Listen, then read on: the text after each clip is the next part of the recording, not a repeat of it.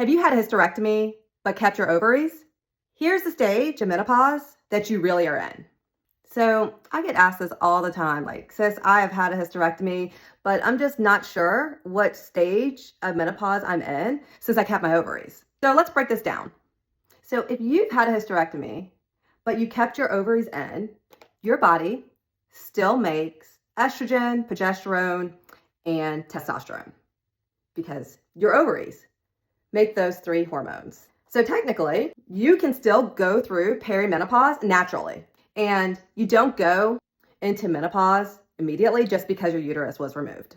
But here's the tricky part. You no longer have periods, so you can't use your cycle to tell you which stage you're actually in, right?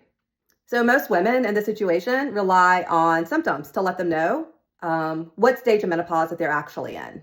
And you know the symptoms. Your typical hot flashes, mood swings, weight gain, night sweats, changes in your libido. And once your ovaries stop producing hormones on their own, that's when you hit menopause. And it's usually around the same age that you would have naturally if you didn't have a hysterectomy.